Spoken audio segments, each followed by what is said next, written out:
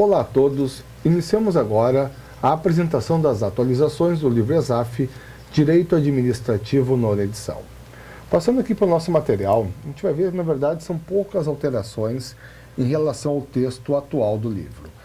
No capítulo 1, Introdução e Princípios, e no capítulo 2, Administração Pública e Terceiro Setor, não há necessidade de nenhuma atualização. Já no capítulo 3, na matéria Poderes Administrativos, nós temos uma alteração na questão 2, que se encontra na página 126, e na questão 9, que se encontra na página 144. Qual é a alteração? Alguns dispositivos da Lei 9783/99 foram alterados ou principalmente acrescidos por força da Lei 11941 de 2009. Passando esses dispositivos, nós temos inicialmente o acréscimo do artigo 1º-A à lei. Reza o dispositivo que, constituído definitivamente o crédito não tributário, após o término regular do processo administrativo, prescreve em 5 anos a ação de execução da Administração Pública Federal relativa a crédito decorrente de aplicação da multa por infração à legislação em vigor. Pois bem, como sabemos ou devemos saber, a nossa Lei 9783/99 regula a pretensão punitiva da Administração Pública Federal no que toca ao poder de polícia. E aqui, então, o artigo 1º-A, acrescentado pela 11941, veio estabelecer um prazo prescricional de 5 anos para a interposição da ação de execução, a contar da constituição definitiva do crédito de caráter não tributário. Na sequência, o artigo 2º da lei foi alterado da mesma forma pela 11941. Nós tivemos uma alteração no inciso 1 e o acréscimo ao inciso 4. Então, iniciando aqui, interrompe-se a prescrição da ação punitiva 1 pela notificação ou citação do indiciado ou acusado, inclusive por meio de edital. A alteração foi o acréscimo da possibilidade de interrupção do prazo prescricional por força de uma notificação. E aqui o acréscimo do inciso 4. Então, é uma última modalidade de interrupção da prescrição da ação punitiva propriamente dita, qualquer ato inequívoco que importe manifestação expressa de tentativa de solução conciliatória no âmbito interno da Administração Pública Federal. E aí, já fechando aqui, nós tivemos o acréscimo do artigo 2º-A em decorrência do acréscimo do artigo 1º-A à lei. Então, o artigo 1º-A, nós sabemos, define o prazo de prescrição para interposição da ação executória. E aqui o artigo 2º-A define as hipóteses de interrupção desse prazo. Então, nos seus termos, interrompe-se o prazo prescricional da ação executória. 1. Pelo despacho do juiz que ordenar a situação em execução fiscal. 2. Pelo protesto judicial. 3. Por qualquer ato judicial que constitui mora ao devedor. 4. Por qualquer ato inequívoco, ainda que extrajudicial, que importe em reconhecimento do débito pelo devedor, por exemplo, um pedido de parcelamento do devedor no órgão próprio, enquadre-se nessa hipótese. E 5. Por qualquer ato inequívoco que importe manifestação expressa de tentativa de solução conciliatória no âmbito interno da Administração Pública Federal. Então, se o devedor, pessoal, se a Administração Federal tiver alguma prova de que o devedor formalmente iniciou uma tentativa de solução conciliatória ou que essa tentativa foi iniciada pela Administração Pública Federal, nós temos da mesma forma, então, a interrupção do prazo prescricional para interposição da ação executória. Na sequência, o capítulo 4, atos administrativos e procedimento administrativo sem alterações, capítulo 5. Uma importante, não é propriamente uma alteração, porque não houve modificação nos dispositivos constitucionais que tratam do regime constitucional dos agentes públicos. Mas nós temos aqui um acréscimo interessante. Na questão 2, página 219, que trata do regime previdenciário próprio dos servidores públicos. Esse acréscimo se deu por força da nova emenda à Constituição número 70, de 29 de março de 2012. Então, passando aqui para os dispositivos da emenda, ela é bem curtinha. Vamos lá. Artigo 1º, a emenda constitucional número 41, de 19 de dezembro de 2003, passa a vigorar acrescida do seguinte artigo 6º-A. Artigo 6º-A.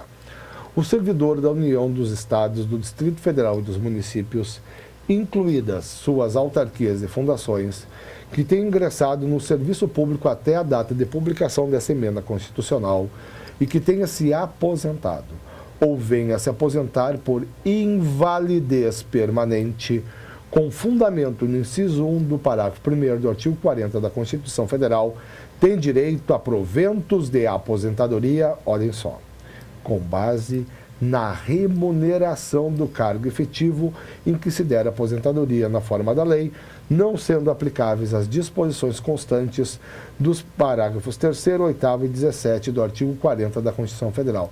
Então, pessoal, em síntese, é o retorno, a grosso modo, da aposentadoria com proventos integrais, no caso de aposentadoria por invalidez permanente, nos termos do inciso 1, parágrafo 1º do artigo 40 da Constituição. Para todos, pessoal, de modo nenhum. Só para os servidores que tenham ingressado no serviço público até a data de publicação da emenda 41. E aí, em consequência, vejam só o nosso parágrafo único. Aplica-se ao valor dos proventos de aposentadorias concedidas com base no caput o disposto no artigo 7º desta emenda constitucional, observando-se igual critério de revisão as pensões derivadas dos proventos desses servidores. Então, pessoal, esse parágrafo único aqui representa o retorno à garantia da paridade para os inativos e pensionistas de servidores que se enquadraram na hipótese do artigo 6º-A, ou seja, que ingressaram no serviço público em cargo efetivo até a data de publicação da emenda 41. E aqui, fechando já a nossa emenda, artigo 2º.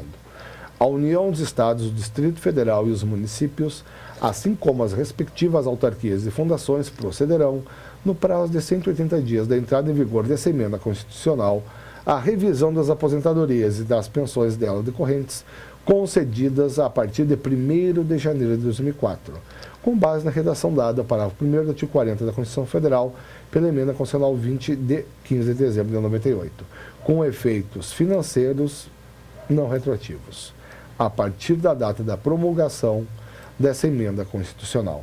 Portanto, pessoal, como nós vamos ter uma alteração para mais, uma majoração nos proventos, impõe-se esse prazo peremptório de 180 dias para que administrativamente seja procedida a revisão das aposentadorias e das pensões dela decorrentes. Mais uma vez, friso, só para quem ingressou no serviço público em cargo efetivo até a data da publicação da emenda 41. E, na verdade, aqui até um pouquinho depois, né, pessoal?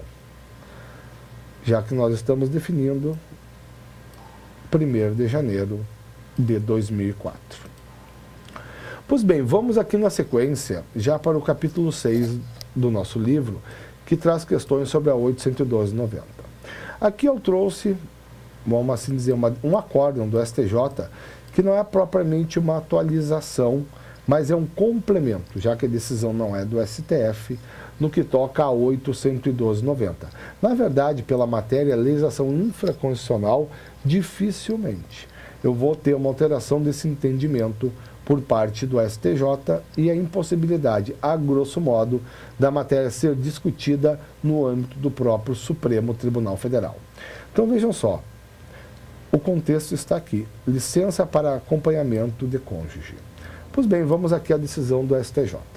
STJ, primeira turma, informativo 515, direito administrativo, concessão de licença para acompanhamento de cônjuge.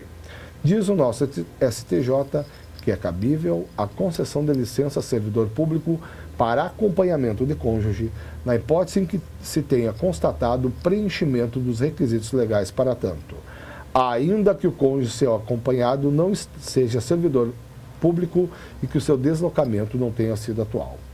O artigo 84, caput 1º da 812/90, estabelece o direito à licença para o servidor público afastar-se de suas atribuições, por prazo indeterminado e sem remuneração, com o fim de acompanhar cônjuge ou companheiro. Vamos aqui já chegando na parte mais relevante da decisão. Na sequência, a referida norma não exige a qualidade de servidor público do cônjuge do servidor que pleiteia a licença, tampouco que o deslocamento daquele tenha sido atual, não cabendo ao intérprete condicionar a respectiva concessão a requisitos não previstos pelo legislador. A jurisprudência do STJ, vejam só, firmou-se, no sentido de que a referida licença é um direito. Aqui está, pessoal. Assegurado ao servidor público, de sorte que, preenchidos os requisitos legais, não há que falar em discricionariedade da administração quanto à sua concessão. Pois bem, se a gente vai para uma análise literal da 802/90, ali está o verbo poderá, o que dá uma ideia de discricionariedade. E é isso que eu quis destacar para vocês. A licença para acompanhamento de cônjuge, segundo o nosso STJ, é ato vinculado da administração, ou seja, é direito do servidor público federal, uma vez preenchidos os requisitos legais. Ainda dentro do capítulo 6, uma segunda alteração. Questão 23, na página 295. Bem tranquilo, 2 acréscimos a 812/90 por força da maravilhosa Lei 12.527 de 2011, a Lei de Acesso à Informação. Então, temos 2 acréscimos. Um primeiro, uma alteração no inciso 6 do artigo 116. O artigo 116 define como deveres do servidor federal levar as irregularidades de que tiver ciência em razão do cargo ao conhecimento da autoridade superior ou, quando houver suspeita de envolvimento desta, ao conhecimento de outra autoridade competente para apuração. O acréscimo está aqui, pessoal. Pode ser, na redação original, só era prevista a obrigação do servidor federal levar ao conhecimento da autoridade imediatamente superior às irregularidades. Agora, há a previsão de que, quando houver suspeita por parte do servidor de envolvimento desta primeira autoridade, que ele leve conhecimento do fato a outra autoridade competente para a devida apuração. E aqui o acréscimo propriamente dito do 126A. Diz o dispositivo que nenhum servidor poderá ser responsabilizado civil, penal ou administrativamente por dar ciência à autoridade superior ou, quando houver suspeita de envolvimento desta, a outra autoridade competente para a apuração de informação concernente à prática de crimes ou improbidade de que tenha conhecimento, ainda que em decorrência do exercício de cargo, emprego ou função pública. Então, pessoal, isso aqui é uma alteração, só, na verdade, um acréscimo, só para dar tranquilidade para o servidor quando ele for cumprir o seu dever de representar a autoridade competente para fins de apuração, nos termos do 126A e do artigo 116.6. Vamos aqui, seguindo, temos agora o capítulo 7, licitações. Essa primeira questão aqui, eu coloquei uma decisão do STJ que eu achei interessante. Ela contraria a literalidade do 49, do artigo 49 da Lei 86693. Vamos lá. Questão 2, página 305, decisão do STJ, noticiada no Info 349. Pregão competitividade. Não há regra que determine o número mínimo de participantes ou o valor mínimo da proposta na licitação mediante pregão.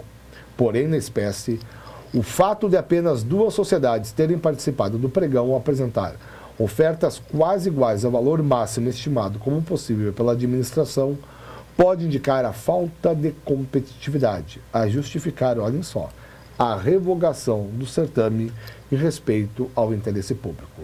E aqui está o relevante, pessoal.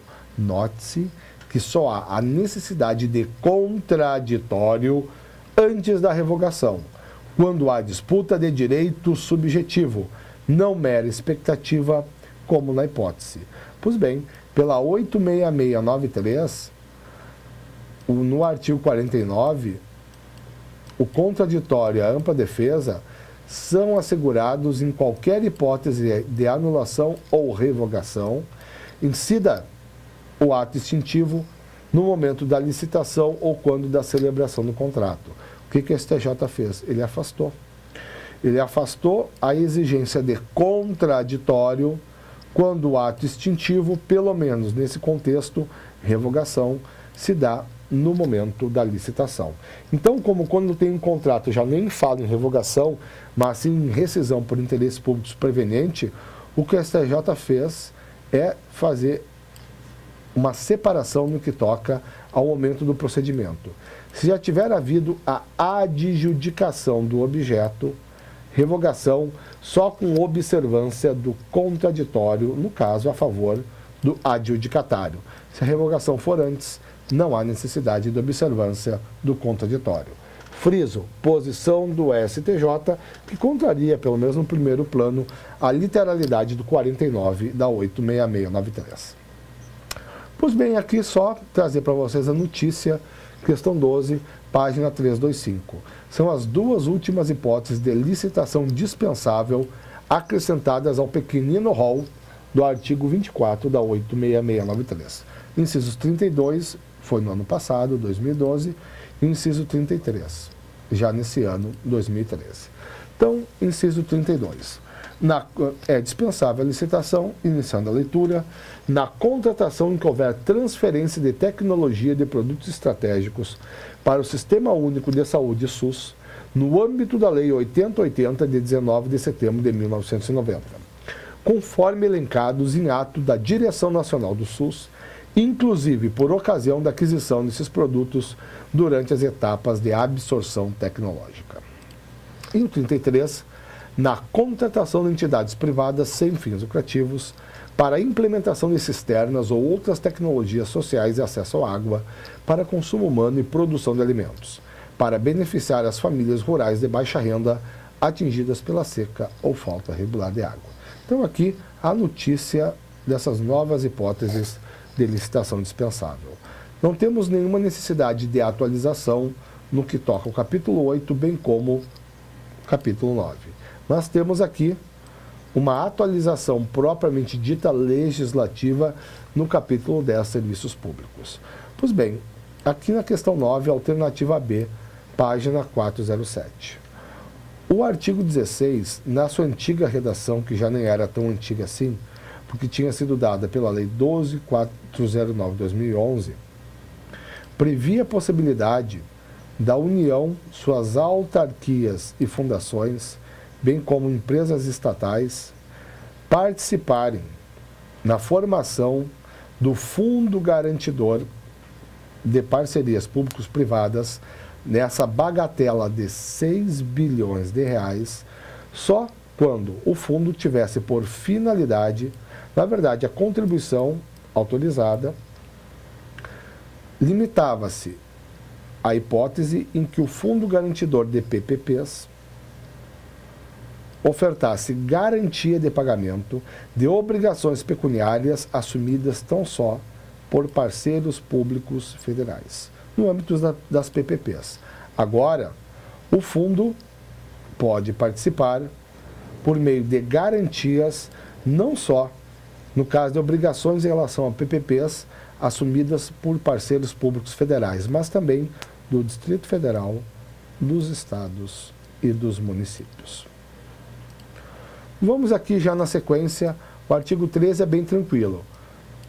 Nós tínhamos esta mesma regra, hoje prevista no artigo 1º, no antigo parágrafo único do artigo 6º. Então, foi acrescentado um parágrafo 2º do artigo 6º, e esse parágrafo único agora virou o parágrafo 1º da lei. E vamos ainda aqui dentro dessa unidade, bem tranquilo, a questão 17.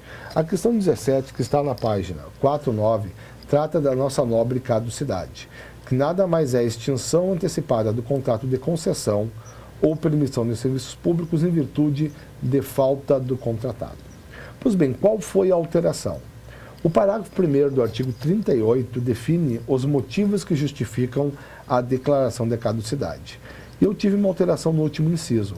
Antigamente, essa previsão aqui era muito criticada, previa-se, e aqui está a crítica, a possibilidade de o poder concedente declarar a caducidade da concessão quando a concessionária fosse condenada em sentença transitada em julgado pela bagatela do crime de sonegação de tributos, inclusive contribuições fiscais. Hoje, a hipótese está redigida de forma bem mais moral, vamos assim dizer, nessa nova redação do inciso 7. Então, deixa eu voltar para cá. A caducidade da concessão poderá ser declarada pelo poder concedente quando? 7. A concessionária não atender a intimação do poder concedente para, em 180 dias, apresentar a documentação relativa à regularidade fiscal no curso da concessão, na forma do artigo 29 da 866, de 21 de junho de 93. Ou seja, o poder concedente intima a concessionária para que apresente a documentação relativa à regularidade fiscal. Não apresentada a documentação, é possível a declaração da caducidade. Pois bem, vamos aqui já para o nosso capítulo 11, controle da administração pública. E aí eu trouxe uma decisão do STJ basicamente para ilustrar a primeira questão da unidade, página 423. Passando aqui direto, pessoal, STJ, informativo 497, período 7 a 18 de maio de 2012, uma decisão da segunda turma. Ato de improbidade, prefeito, aquisição de caminhão, veículo gravado. Olhem só. Comete ato de improbidade administrativa a prefeita municipal que autoriza a compra de um caminhão de carga sem examinar a existência de gravames que impossibilitam a sua transferência para o município. Em caso, o veículo encontrava-se alienado fiduciariamente a uma financeira e penhorado pelo Banco do Brasil. Portanto, mostra-se evidenciado o dano ao patrimônio público e a culpa na atuação negligente da gestora pública, pois constitui seu dever legal a garantia e a proteção do patrimônio público, assegurado o efetivo e adequado cumprimento das obrigações do fornecedor contratado com relação à entrega do objeto antes de liberar o pagamento devido.